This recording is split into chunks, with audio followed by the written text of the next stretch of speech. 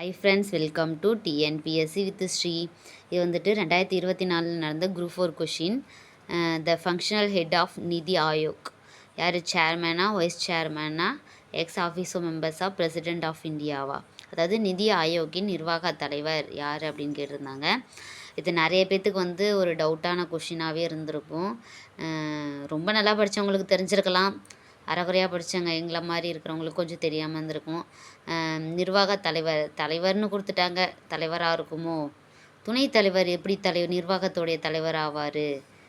இந்திய ஜனாதிபதியோ? ஆனால் இதுக்கு பிரதமருங்கிற மாதிரி ஞாபகம் இருக்குது. பிரதமர் தான் இந்த நிதி ஆயோக்குடைய தலைவர். அப்போ நிர்வாக தலைவர்னா யார் அப்படின்னு ரொம்ப அறிவுபூர்வமாக யோசித்து வேறு எதாவது அடித்தாச்சு.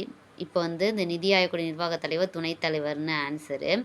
அதோடைய ப்ரூஃப் எங்கே இருக்குது அப்படின்னா, இங்கே கவர்மெண்ட் மெட்டீரியல் இருக்குல்ல, கவர்மெண்ட் வெளியிட்டிருக்கிற பிடிஎஃப் அதில் வந்து கொடுத்துருக்காங்க. திட்டக்குழுவின் தலைவர் யாருன்னா பிரதமர். துணைத் தலைவர் ஒருவர் நியமிக்கப்படுகிறார், அவரே குழுவின் உண்மையான நிர்வாக தலைவர். அப்போ நிதி ஆயோக்குடைய திட்டக்குழு, அதாவது